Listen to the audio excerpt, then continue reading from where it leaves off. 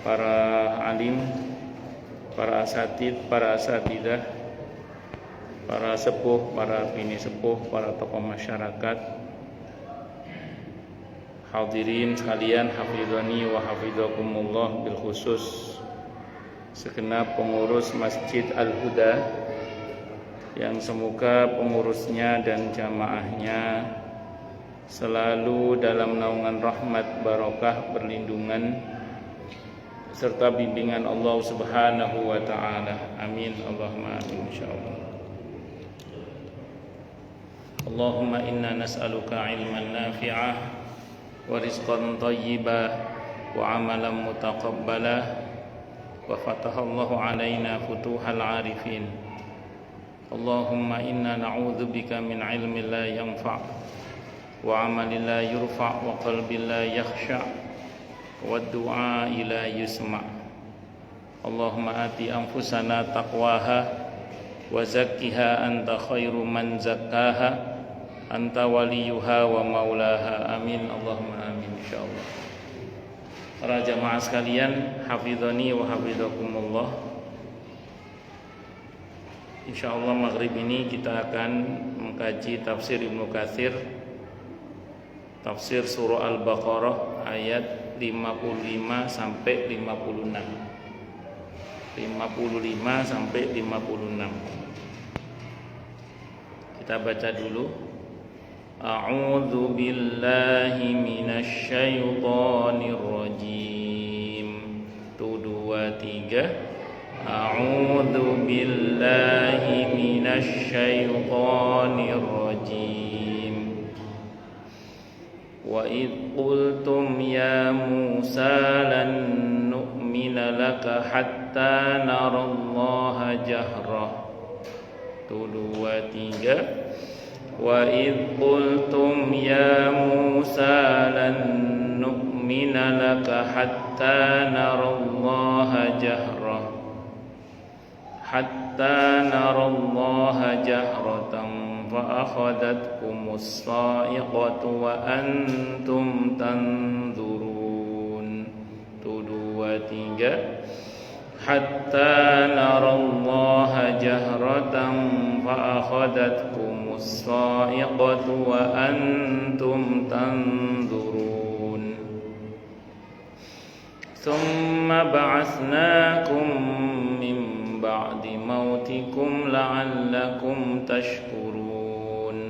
2 3. ثم بعثناكم من بعد موتكم لعلكم تشكرون.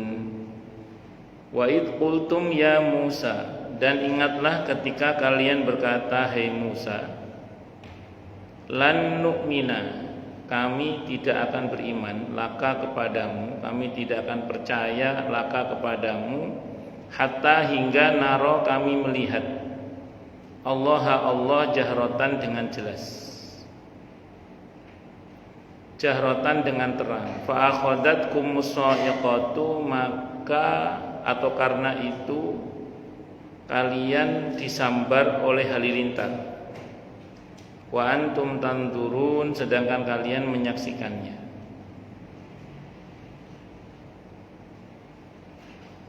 Para nabi aja tidak semuanya diizinkan oleh Allah bicara secara langsung, semuanya via Jibril, kecuali Nabi Musa alaihissalam dalam momen tertentu sehingga beliau bergelar Kalimullah di Gunung Tursina itu.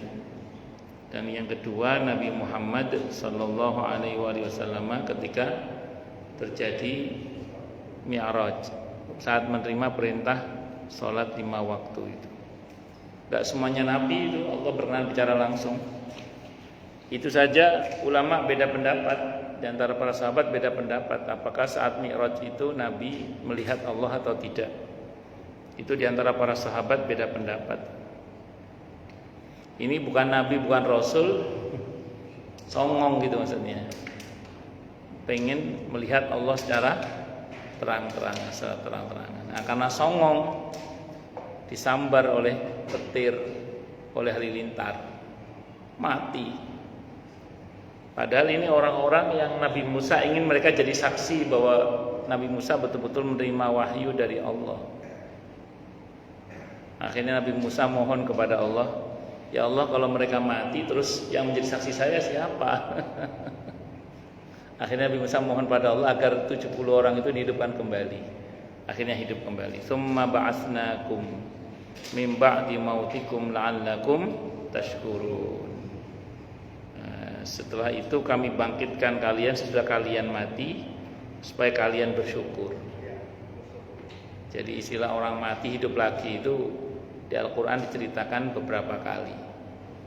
Termasuk di antara mukjizat Nabi Isa itu ya menghidupkan yang sudah mati.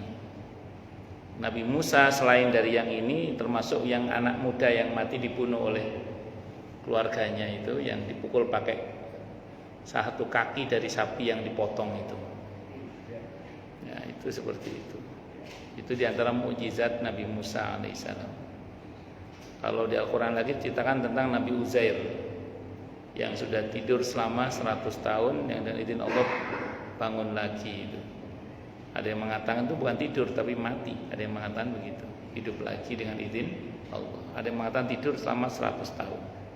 Ashabul Kahfi 300 tahun lebih 9 tahun. Itu bahasa Qur'annya itu gitu.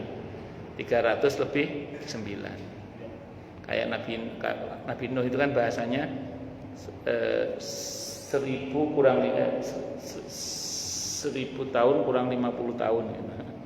Bahasanya gitu. 1000 tahun kurang 50 tahun. Tidak menggunakan bahasa 950 tapi 1000 kurang 50. Kalau ini 300 lebih 9 kalau Ashabul Kahfi. Pun ya, ada rahasia-rahasia nanti kita baca tafsirnya insyaallah. Nah, jadi itu yang terjadi pada Nabi Musa dan kaum Bani Israel yang terpilih. Itu Bani Israel yang terpilih aja kadang ngomongnya masih kayak gitu. Itu Bani Israel yang terpilih itu, gimana yang gak terpilih itu. Makanya Nabi Musa ini nabi yang masuk dari satu di antara 5 ulul azmi minar rusul, karena dianggap dia diakui kesabarannya oleh Allah dahsyat. Karena omongan kaumnya itu nyelekit banget. Itu makanya sampai Nabi Musa itu jangan kamu sakiti saya. Maksudnya ojo nglarakno atiku. Saking kurang ajarnya Bani Israel itu. Allahu Akbar.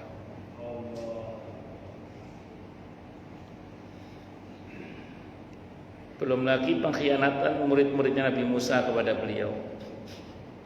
Qarun itu mati itu kan gara-gara mengkhianati Nabi Musa. Itu muridnya Nabi Musa, saudaranya Nabi Musa dari Bani Israel, Qarun itu. Ketika mau menfitnah Nabi Musa, dibuka rahasianya oleh Allah dengan pelacur yang dibayar oleh Qarun untuk memfitnah Nabi Musa itu bicara apa adanya, dilaknat, ditelan oleh bumi. Itu muridnya sendiri. Kalau Nabi sahabatnya lah kalau bahasa kita, itu muridnya Nabi Musa, saudaranya sendiri juga. Hanya gara-gara dia minta untuk disuruh bayar zakat tidak mau. Allahu Akbar. Sekelas Nabi dikhianati, apalagi yang bukan Nabi. Memang ada Ustaz, ulama dikhianati muridnya ada. Imam Bukhari itu yang menfitnah beliau itu muridnya sendiri. Sampai habis zamannya Imam Bukhari itu. Sampai Imam Bukhari itu didiskreditkan, dikucilkan itu gara-gara muridnya. Nanti bisa dibaca dalam biografinya itu. Allahu Akbar. Belum lagi Nabi Musa menghadapi Bal'am bin Ba'urah. Ini juga muridnya Nabi Musa juga sama. Yang kalau berdoa belum turun tangannya sudah Allah kabulkan doanya itu Bal'am bin Ba'urah itu. Allah kepincut dengan iming-iming dunia, mengambil posisi berhadapan dengan Nabi Musa. Karena Nabi Musa itu gurunya. Jadi kadang murid itu ketika masih jadi santri hormat sama gurunya, sama kiainya itu hormat. Begitu sama-sama jadi kiai, kadang kiainya itu dianggap rival. Bal'am bin Ba'urah itu ketika masih nyantri ya santri beneran. Tapi begitu jadi wali besar, lama-lama Nabi Musa dianggap sebagai rival. Naudzubillahi min syarri dzalik. Akhirnya mati su'ul khotimah. Naudzubillahi min syarri dzalik. Tukang sihirnya Fir'aun berakhlak kepada Nabi Musa, masuk Islam, dapat hidayah. Gara-gara menjaga akhlak kepada Nabi Musa, kata para ulama itu. Kan ketika diadu antara Nabi Musa alaihissalam oleh Fir'aun dengan tukang sihirnya itu berjaga akhlak sama Nabi Musa. Kata tukang sihir Fir'aun, wahai Nabi Musa, monggo panjenengan dulu apa kami dulu? Sopan sama Nabi Musa. Tukang sihir sama Nabi Musa sopan, dikasih hidayah oleh Allah masuk Islam. Yang kewaliannya sundul langit, songong sama Nabi Musa, dicabut kewaliannya, mati su'ul khotimah. Naudzubillahi min syarri dzalik. Demikian juga Qarun tadi, kan murid-muridnya sendiri, belum Samiri,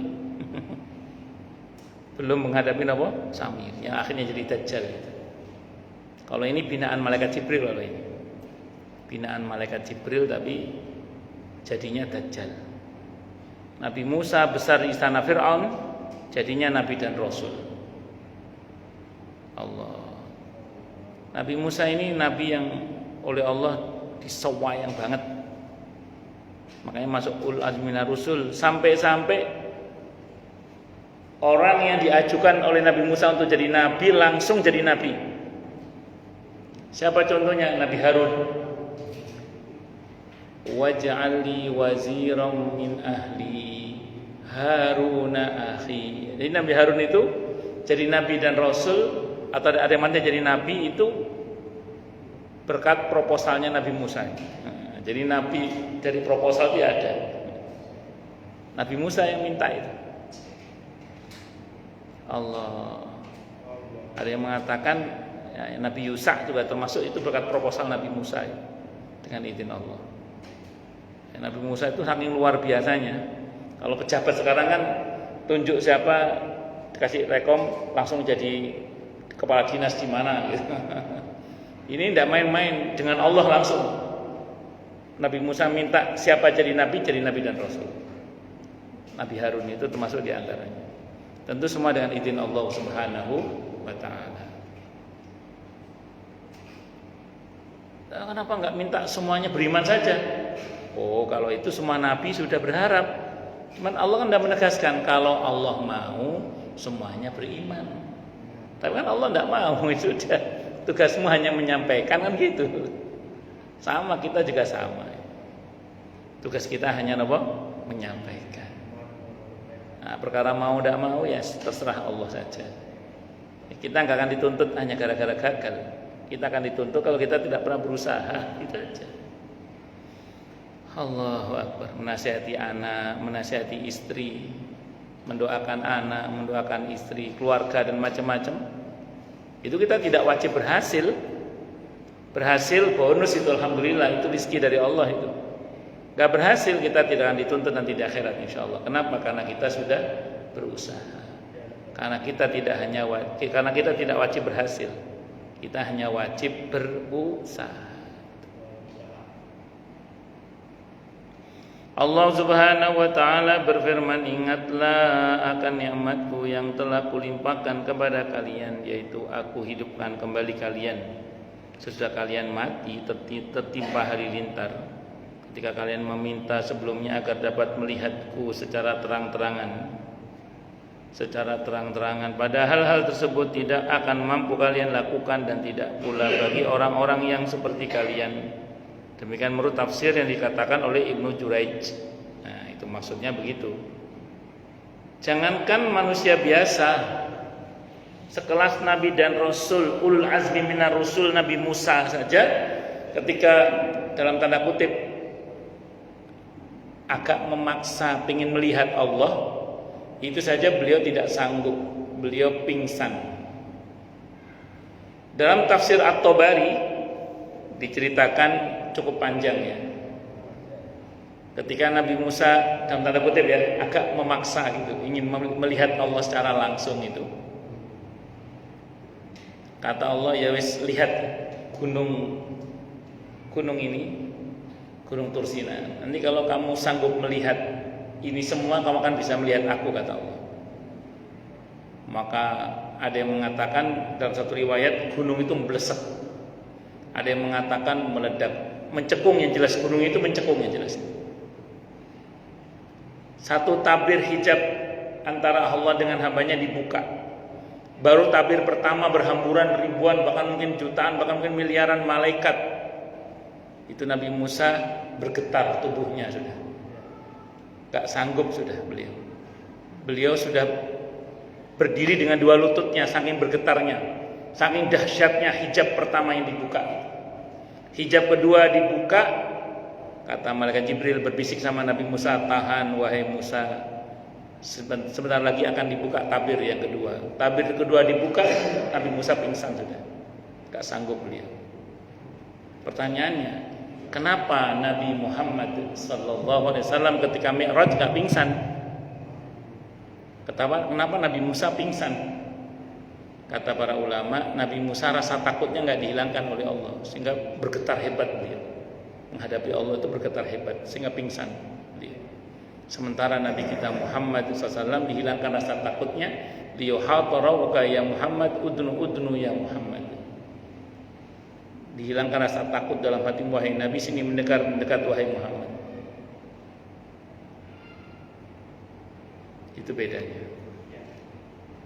Allahu Akbar. Ibnu Abbas radhiyallahu anhuma mengatakan sehubungan dengan makna ayat ini, maka jahrotan ialah terang-terangan. Hal yang sama dikatakan pula oleh Ibrahim ibnu Tahmam dari Abbad ibn Ishaq dari Abul Hawaris. Dari Ibnu Abbas radhiyallahu anhuma disebutkan bahwa Ibnu Abbas mengatakan sehubungan dengan makna firman-Nya, kami tidak akan beriman kepadamu sebelum kami dapat melihat Allah dengan terang. Al-Baqarah 55. Jadi maksud dengan lafaz jahroh ialah terang-terangan. Dengan kata lain, kami baru mau beriman kepadamu bila kami dapat melihat Allah dengan terang. Maksudnya dengan mata kepala gitu maksudnya. Mata kepala kita itu ringkih. Mata kepala kita itu ringkih, gak sanggup melihat sesuatu yang dimensinya di atas dimensi sekian, itu udah nggak bisa melihat mata kita itu. Dimensi ketiga, kalau saya pernah baca ya, kamera mata kita ini hanya bisa melihat dimensi ketiga ke bawah gitu aja. Terlalu kecil pun kita nggak bisa melihat kecuali pakai alat bantu namanya mikroskop. Artinya kamera kita ini resolusinya sangat terbatas, sangat terbatas. Kecuali basiroh kita, fuad kita berfungsi. Itu yang di surah An-Najm Allah ceritakan bahwa Nabi kita Muhammad SAW melihat malaikat Jibril dari ujung kepala, yang kepalanya sundul langit 7 itu sampai kakinya.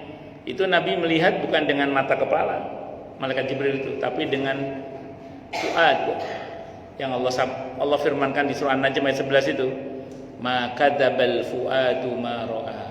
Hatinya yang paling dalam tidak bisa mendustakan apa yang dilihatnya. Itu Nabi kita Muhammad sallallahu alaihi wasallam. Ini bukan indera keenam, bukan. Ini fuad, hati yang paling dalam. Karena riset mengatakan bahwa ternyata indera keenam itu enggak benar. Ternyata indera itu banyak. Ada indera bekti, indera birowo, indera. Tapi ini fuad, hati yang paling dalam. Maka dzabal fuadu ma ra'a. Kalau mata ini terbatas, tapi kalau mata ini itu tidak terbatas. Yang itu yang dalam hadis Sahih Bukhari, Sahih Muslim Allah berfirman, kalau aku sudah mencintainya, maka aku akan menjadi matanya dalam tanda kutip ya, yang dengannya dia melihat. Maksudnya apa? Matanya punya karomah kalau wali. Kalau para kekasih Allah, para nabi namanya mukjizat. Kalau para orang beriman namanya ma'unah. Tapi bukan dengan mata ini, tapi mata hati tadi itu. Nah, tapi biasanya kalau wali yang asli itu nggak sok. Kalau yang sok itu biasanya wali-walian. Biasanya. Kalau wali yang asli itu justru menyembunyikan biasanya, tidak menampakkan. Enggak. Kalau ada orang datang ke rumah Anda terus ngomong, kata ayo mau aja kayak setane ya mamu ya. Iki ndek mburi ku ana gedruane ya. Kalau yang ngomong-ngomong gitu itu biasanya bukan wali biasanya. Biasanya semi dukun tak nopo biasanya. Karena kalau para kekasih Allah justru nggak memamerkan semua itu, dan kemampuan itu bukan karena kemauan dia juga, semua murni karena kemauan Allah. Karena karomah, maunah, termasuk mujizat itu terjadi bukan karena maunya orangnya, itu pure murni hadiah dari Allah dan hanya bisa dipakai kalau Allah mengizinkan gitu aja. Jadi nggak bisa dibuat main-main gitu maksudnya, nggak bisa dibuat main-main karena semua itu pure murni anugerah dari Allah Subhanahu wa taala. Maka meleknya mata hati itu anugerah dari Allah Subhanahu wa taala. An-Najm ayat 11 itu, maka dabal fuadu ma ra'a. Allahu akbar. Qatadah dan Ar-Rabi' ibn Anas, kita nggak usah jauh-jauh melihat Allah. Wong surga saja nggak bisa dibayangkan. Surga saja nggak bisa dibayangkan. Nabi itu pulang Mi'raj ditanya tentang surga. Nabi ya bingung jawabnya. Piye njawab nerangno surga itu. Akhirnya Allah yang ngajari, sudah sampaikan saja Muhammad gini aja. Surga itu pokoknya mala ainun ra'at wala udhunun sami'at wala khatara fi qalbil bashar. Itu Allah yang ngajari itu. Karena Nabi bingung nerangno surga iki piye to nerang surga iki. Saking indahnya surga itu Nabi kesulitan menjelaskan, akhirnya Allah ajari langsung. Wes pokoknya surga itu bilang sama mereka, surga itu mala ainun ra'at, mata tidak pernah melihat, wala udhunun sami'at, kuping tidak pernah mendengar, wala khatara fi qalbil bashar, dan tidak pernah terlintas dalam hati. Itu baru surga loh. Sehebat apapun kita membayangkan tentang surga, itu masih belum surga. Itu masih belum surga. Dan lagi pula, andaikan pun kita bisa melihat surga, belum tentu kita hidup. Kok bisa gitu Ustaz? Karena fisik kita ini ringkih. Apalagi melihat Allah lah ya. Melihat surga aja ciptaannya belum tentu sanggup kita ini. Fisik kita yang ini ya, fisik yang ini. Fisik kita ini ringkih. Ringkih fisik kita ini, monggo. Terlalu bahagia bisa mati, terlalu sedih bisa mati. Fisik kita ini loh, terlalu bahagia yang mati, terlalu sedih mati. Saya masih ingat Pak Habibie itu pernah diwawancara. Allah yarham. Pak, kenapa Bapak selama Pak Harto sakit tidak pernah menjenguk? Kenapa Bapak selama Pak Harto sakit tidak pernah menjenguk? Kata Pak Habibie apa? Allah yarham. Saya dilarang sama dokternya Pak Harto, dilarang. Kenapa dilarang? Karena takut Pak Harto terlalu bahagia katanya. Karena kalau Pak Harto terlalu bahagia nanti takutnya mati gitu, kata dokternya gitu. Jadi kalau terlalu bahagia itu orang itu bisa mati ternyata.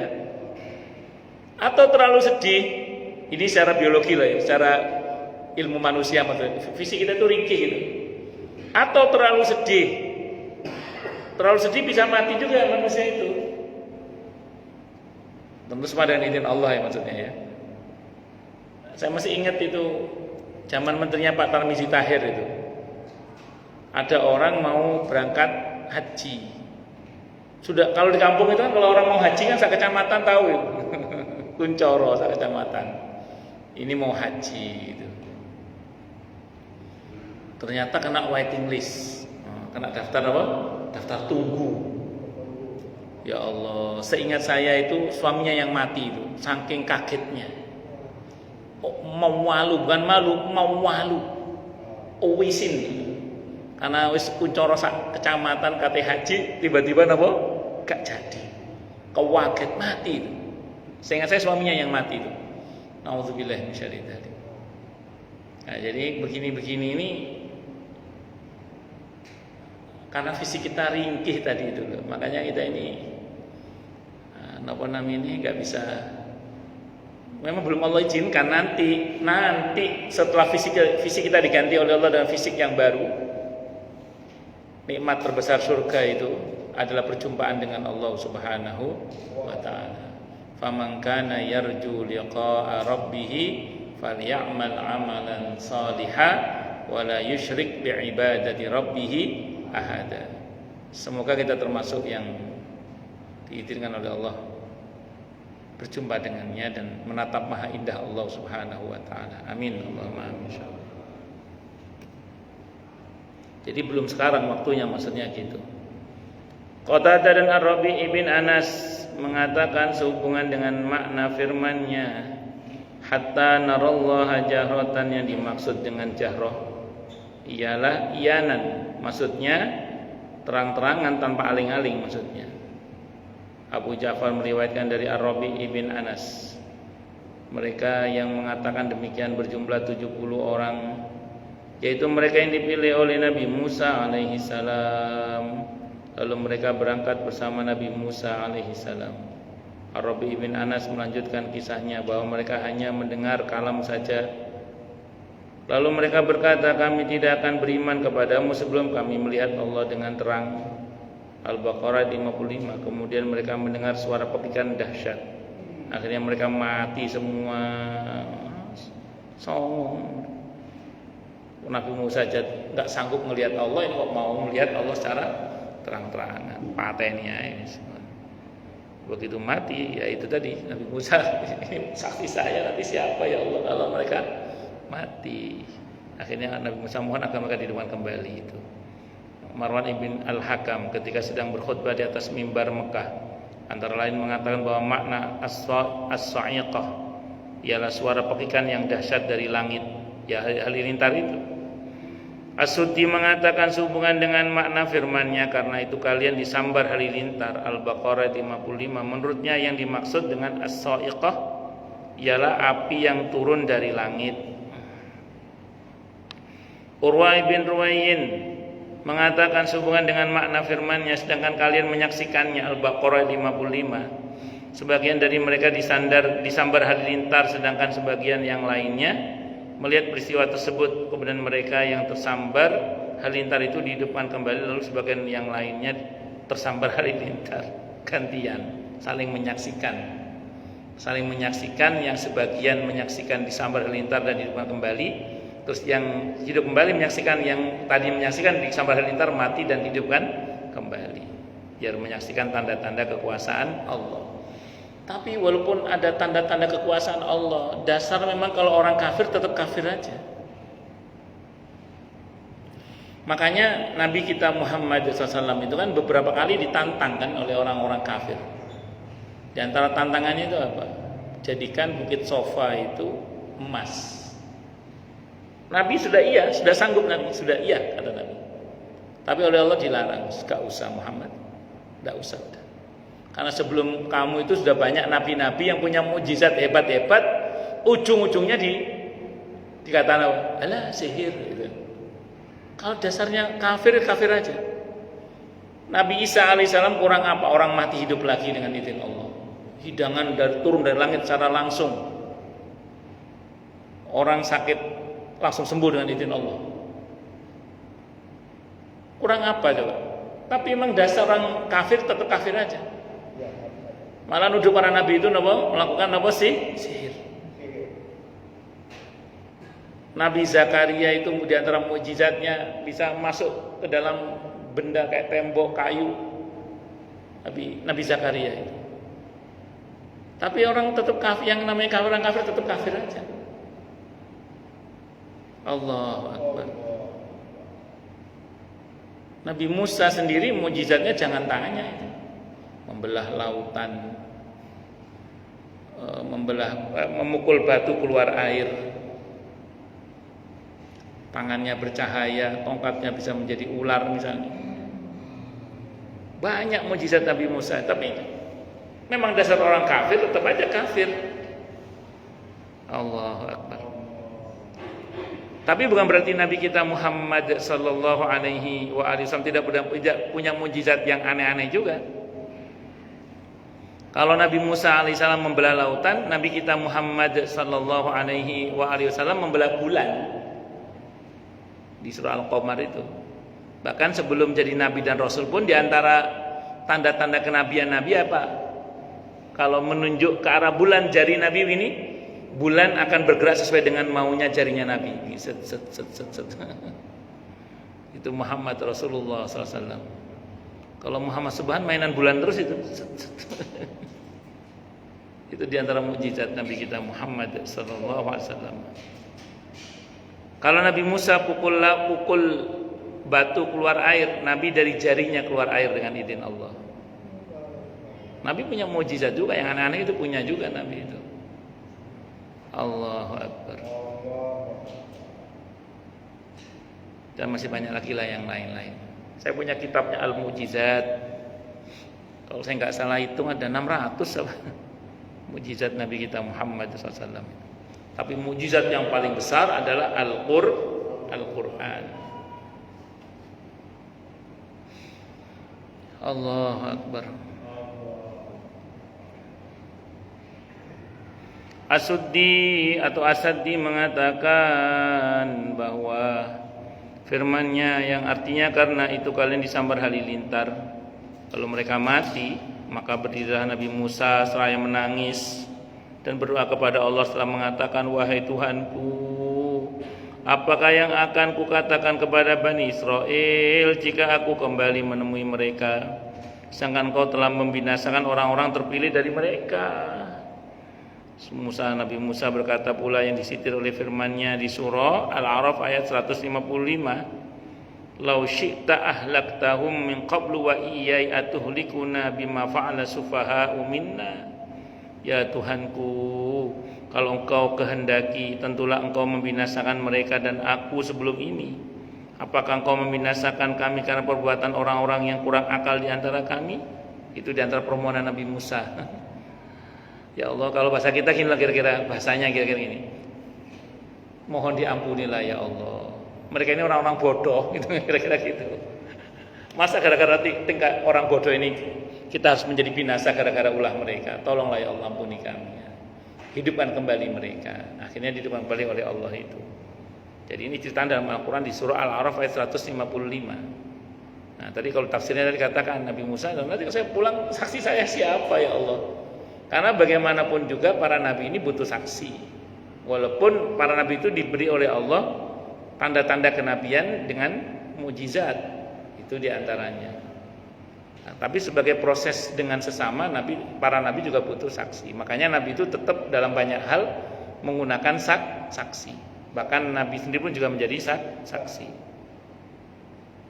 Kemudian Allah menurunkan wahyu kepada Musa alaihissalam, Nabi Musa alaihissalam, yang isinya mengatakan bahwa mereka yang 70 orang itu termasuk orang-orang yang menyembah anak lembu. Setelah itu Allah menghidupkan mereka bangkit dan hidup seorang demi seorang. Sedangkan sebagian dari mereka melihat sebagian yang lain dalam keadaan dihidupkan. Yang demikian itu adalah makna yang terkandung di dalam firman-Nya, sudah itu kami bangkitkan kalian, sudah kalian mati, supaya kalian bersyukur. Tsumma ba'atsnakum min ba'di mautikum la'allakum tashkurun. Itu Ar-Rabi' ibn Anas mengatakan bahwa kematian mereka itu merupakan hukuman bagi mereka, dan mereka dihidupkan kembali sesudah mati untuk menunaikan ajal sisa umurnya. Maksudnya ya berarti tadi mati tadi belum ajalnya, belum ajal yang aslinya gitu maksudnya. Karenanya mereka melanjutkan sisa umur yang tersisa tadi itu. Nah ini kalau Anda nanya bagaimana yes. Ini rumus ya. Likulli qaidatin mustasnayat. Setiap ketentuan pasti ada pengecualiannya. Ini masuk pengecualian ini. Kalau di zaman sekarang mungkin enggak? Mungkin saja kalau Allah berkehendak. Tapi kalau di zaman kita itu sebenarnya kalau ada orang mati hidup lagi itu, kalau dalam keyakinan kita belum mati itu. Karena mati suri ya. Kalau kita ada istilah mati suri dia. Mati suri itu, mohon maaf saya bukan dokter ya. Saya cuma pernah baca aja. Tidak tahu betul apa, nanti kalau ada dokter silakan terangkan aja. Kalau kata dokter mati suri itu kan istilahnya mati klinis. Saya ulang, mohon maaf saya bukan dokter ya. Saya cuma pernah baca. Jadi kalau ada orang mati suri itu istilahnya orang yang mati secara klinis. Artinya alat-alat kedokteran tidak bisa mendeteksi adanya kehidupan. Jadi dianggap mati gitu. Sehingga dalam etikot kita dia sebenarnya belum mati. Dia belum mati. Kenapa? Karena memang belum ajalnya. Sehingga kemudian karena belum ajalnya, ya mau tidak mau harus hidup lagi kan. Adapun ada beberapa orang yang mati suri menceritakan pengalaman spiritualnya di dalam mati surinya itu, maka berlaku yang ada di surah Az-Zumar ayat 42 itu, di mana ruhnya orang yang hidup saat tidurnya dan ruhnya orang yang sudah mati itu dalam satu genggaman Allah, sehingga kalau kata Ibnu Qayyim Al-Jauziyah rahimahullah, dimungkinkan ruh bertemu dengan ruh itu mungkin. Makanya kalau ada orang yang mati suri mimpi ketemu ini yang sudah mati itu, ya mungkin saja. Kalau kita merujuk pada surah Az-Zumar ayat 42 itu, Az-Zumar surah ke-39 ayat 42 itu, mungkin saja itu seperti itu. Tapi ingat, cerita-cerita spiritual orang yang mati suri itu bukan dalil itu. Itu sebatas pengalaman spiritual yang bisa dibenarkan kalau sesuai dengan syariat,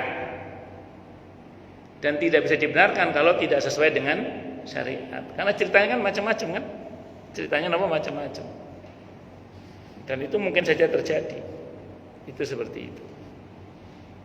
Jadi kalau mau kita tarik dalam konteks supaya nggak bertentangan dengan firman Allah tentang bahwa setiap umat itu ada ajalnya dan orang tidak akan mati kalau belum tiba ajalnya, bisa jadi makna dalam ayat ini so'iqah itu maksudnya adalah mati dalam arti mati suri, bisa saja kalau mau kita tarik ke sana.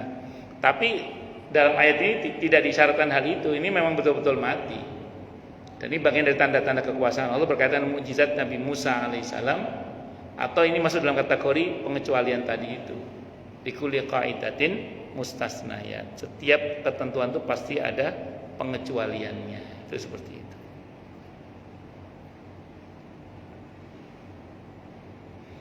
Hal yang sama dikatakan pula oleh Qatadah rahimahullah. Ibnu Jarir meriwayatkan, telah menceritakan kepada kami Muhammad ibn Humaid, telah menceritakan kepada kami Salama ibn Fadl dari Muhammad ibn Ishaq yang mengatakan bahwa tatkala Nabi Musa alaihissalam kembali kepada kaumnya dan ia melihat apa yang mereka katakan, yaitu menyembah anak lembu, dan ia mengatakan apa yang telah dikatakan kepada saudaranya Harun, juga kepada Samiri. Lalu ia membakar patung anak lembu itu dan menaburkan abunya ke laut. Kemudian ia memilih 70 orang lelaki yang terbaik dari kalangan kaumnya. Ia berkata kepada mereka, berangkatlah kalian ke tempat yang telah dijanjikan oleh Allah. Bertobatlah kalian kepada Allah atas apa yang telah kalian perbuat, dan mohonlah tobat kepadanya atas orang-orang yang kalian tinggalkan di belakang kalian dari kalangan kaum kalian. Berpuasalah kalian, bersucilah dan bersihkanlah pakaian kalian. Kemudian Nabi Musa alaihissalam berangkat membawa mereka menuju Bukit Tursina pada waktu yang telah dijanjikan oleh Allah kepadanya. Nabi Musa tidak pernah datang kepadanya kecuali dengan seizin dan restu darinya. Ya tentu Nabi dan Rasul tidak akan berani berbuat kecuali dengan izin dan perintah Allah, karena semuanya basisnya adalah wahyu. Nah, begitu dapat kode, dapat informasi, dapat pemberitahuan dari Allah untuk berangkat sudah. Dan menariknya adalah tadi kaum yang dipilih tadi itu disuruh puasa, disuruh bersuci, disuruh berbuatlah kalian bersuci dan bersihkan pakaian kalian. Sebelumnya ada puasa dan seterusnya. Maksudnya apa? Berarti menghadap kepada Allah itu harus suci. Suci lahir maupun suci batin. Lahir batin harus suci. Orang tidak akan pernah sampai kepada Allah kalau lahir batinnya tidak suci. Ustadz, lalu bagaimana dengan sebagian orang yang mengalami sakit yang tidak mungkin bersuci dengan sempurna? Kembali pada ayat la yukallifullahu nafsan illa wus'aha. Ya semampunya. Bersucinya semampunya. Kalau kita kan ada istilah najis, ada istilah hadas. Kalau najis seperti yang kita ketahui dicuci, dibersihkan. Kalau hadas kecil dengan wudu, hadas besar dengan mandi. Pengganti keduanya adalah tayamum. Itu seperti itu. Makanya kalau kita mau menghadap kepada Allah harus bersih dari hadas dan najis.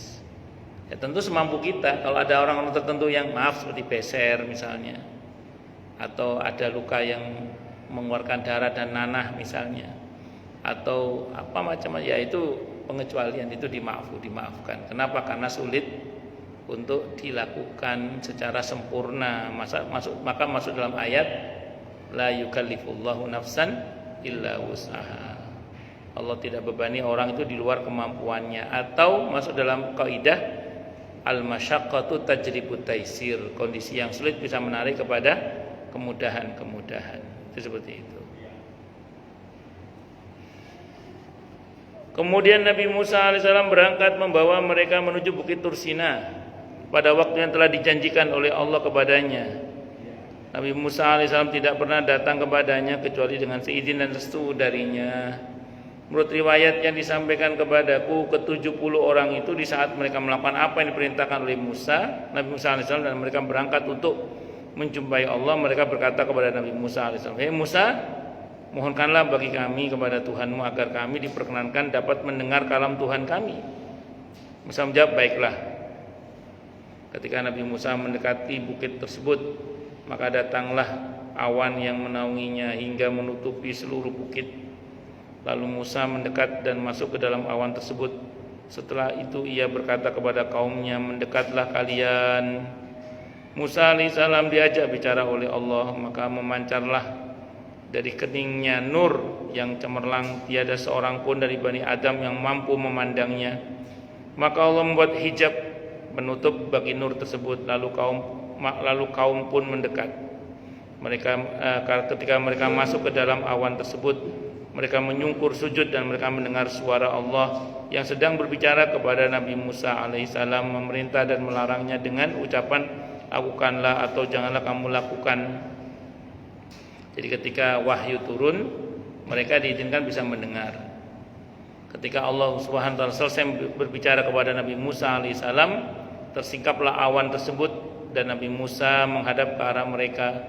Ternyata mereka berkata kepada Musa alaihissalam seperti yang disitir oleh firman-Nya, kami tidak akan beriman kepadamu sebelum kami melihat Allah secara terang-terangan, secara terang. Lan nu'mina hatta narallaha jahran, songong. Sudah diizinkan mendengar firman Allah, malah minta lebih. Kalau orang Jawa dinayati ngerogo rempelo atau dinayati ngerogo telek, malah tambah parah ini. Maka mereka tertimpa oleh gempa dahsyat yaitu sa'iqah, hingga mereka mati semuanya. Lalu Nabi Musa alaihissalam bangkit meminta tolong kepada Tuhannya dan berdoa memohon kepadanya seraya berkata seperti yang disebutkan dalam firman-Nya di surah Al-A'raf ayat 155 tadi, Rabbi law syi'ta ahlaktahum min qablu wa iyyai. Ya Tuhanku, kalau Engkau kehendaki tentulah Engkau membinasakan mereka dan aku sebelum ini. Mereka benar-benar tidak mengerti apakah Engkau membinasakan orang-orang yang berada di belakangku dari belakang Bani Israel karena perbuatan orang-orang yang bodoh dari kalangan kami.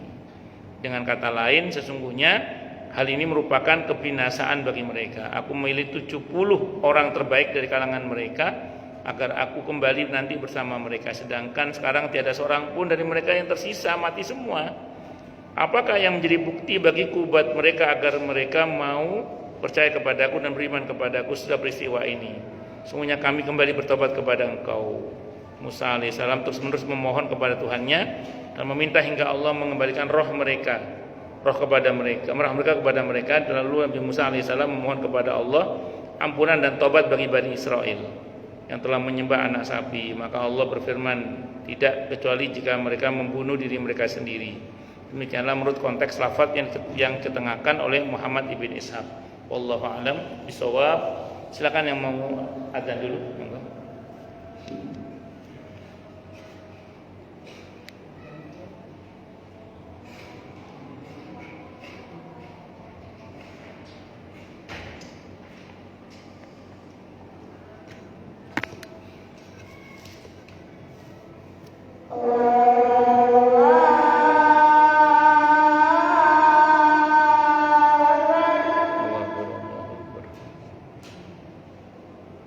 Oh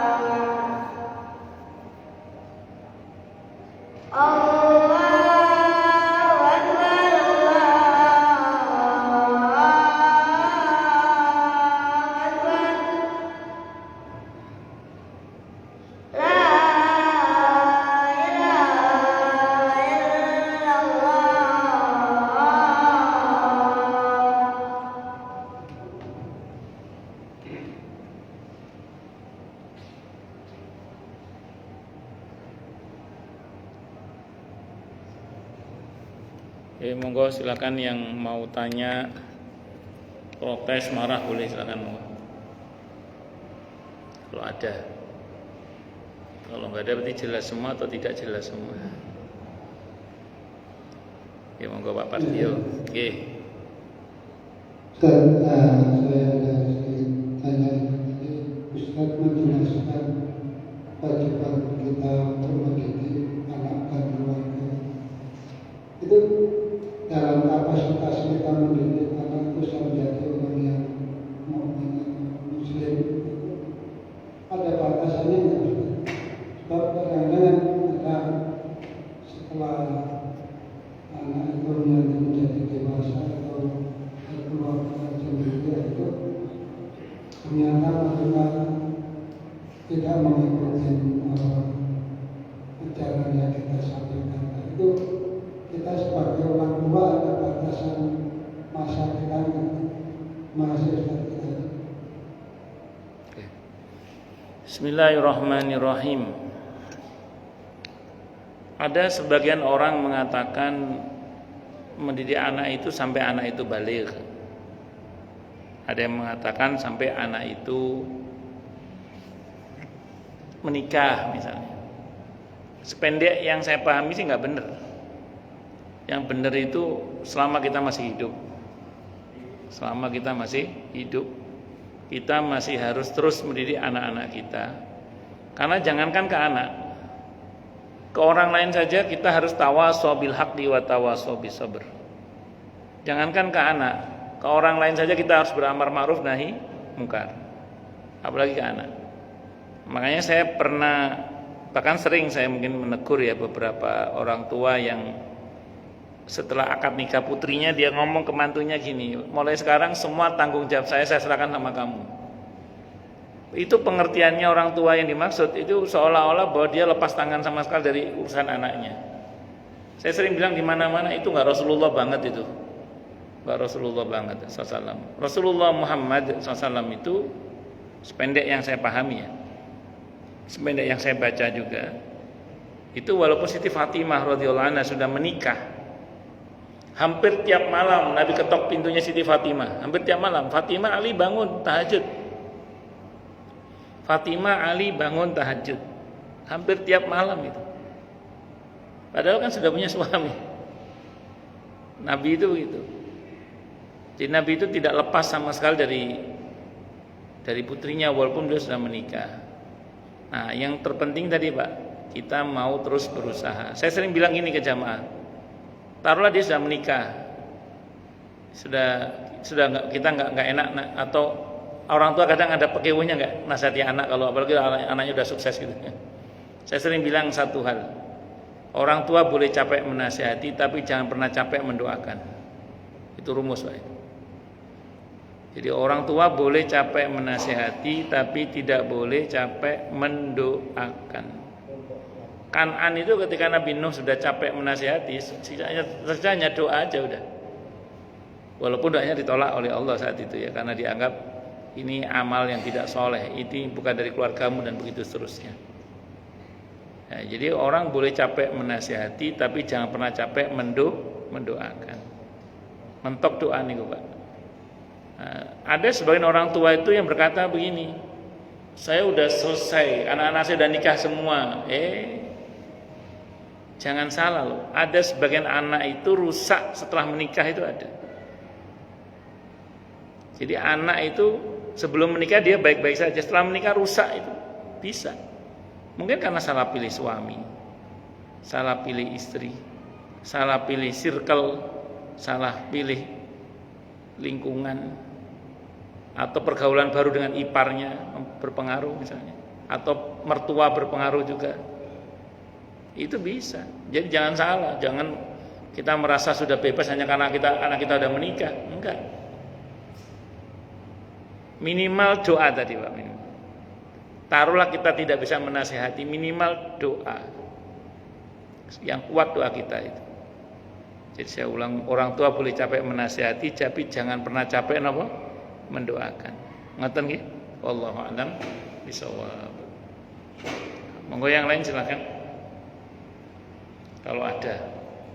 Kalau nggak ada berarti jelas semua. Atau tidak jelas semua. Saya juga. Monggo, silakan. Bismillahirrahmanirrahim. Assalamualaikum warahmatullahi wabarakatuh. Waalaikumsalam warahmatullahi wabarakatuh. Musibah itu hati kita bertawakal dan kita sudah akan dihilangkan. Apalagi kita semua yang tak ngaji itu apa-apa. Musibah itu adalah menjelang banjir, sangat besar, dahsyat dan juga hebat. Kali ini banjir itu bagi kita, untuk kita musibah ada seorang atau Allah. Ternyata apapun di bawah kita ini musibah itu bagi kita berdoa. Sadarnya apapun musibah itu bagi kita, banjir dan juga apapun musibah apapun akan kita akan mempersiapkan apapun kita untuk memenuhi kita, bekal kita sebagai kita sebagai kita bukan. Assalamualaikum warahmatullahi wabarakatuh. Waalaikumsalam warahmatullahi wabarakatuh. Ya, kita doakan ya yang kena musibah, terutama banjir di Sumatera dan di beberapa tempat di Aceh dan di beberapa tempat yang lain. Kita doakan semoga Allah anugerahi mereka kekuatan kesabaran yang berlipat-lipat. Yang rusak, yang hilang semoga Allah ganti dengan yang lebih baik. Yang wafat semoga di kalangan kaum muslimin semoga Allah wafatkan dalam keadaan syahid. Amin Allahumma amin insyaallah, mudah-mudahan. Oke, matur nuwun. Ada lagi yang lain mungkin silakan. Kalau ada. Nggih, monggo, Pak. Waalaikumsalam warahmatullahi wabarakatuh.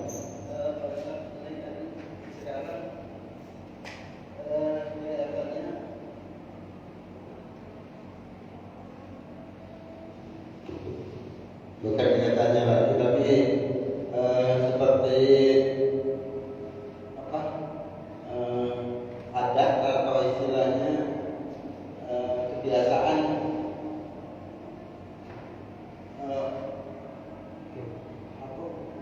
adat lah istilahnya gitu. Itu kan banyak yang semakin dibesar-besarkan ya. Yang sementara itu mungkin kemungkinan kan menjurus kepada syirik dan kadang-kadang bukan ini lagi gitu, pakai doa-doa istilahnya seperti orang Islam, tapi sebetulnya kan itu syirik gitu, seperti yang istilahnya melarungkan ini digede-gedein terus nur alam ini seolah ada kekuatan lain yang perlu diperhatikan selain karena Allah karena Tuhan. Mungkin apakah MUI itu juga mengetahui terus membiarkan atau gimana gitu? Terima kasih. Wassalamualaikum warahmatullahi wabarakatuh. Waalaikumsalam warahmatullahi wabarakatuh. Yang pertama, tradisi atau adat dalam Islam itu dibagi dua. Kalau kita pernah belajar usul fikih tentang adat atau tradisi itu dibagi dua. Ada al-adah as-salihah, ada al-adah al-fasidah. Ada tradisi yang sesuai dengan syariat, ada tradisi yang bertentangan dengan syariat. Yang sesuai dengan syariat diterima. Sampai ada kaidah al-adatul muhakkamah. Tradisi itu bahkan bisa menjadi landasan hukum kalau sesuai dengan tuntunan syariat. Tapi yang bertentangan ditolak. Yang bertentangan dengan syariat ditolak. Dalil para ulama usul fikih dalam hal ini kenapa tradisi itu diterima kalau sesuai dengan syariat adalah surah Al-A'raf ayat 199.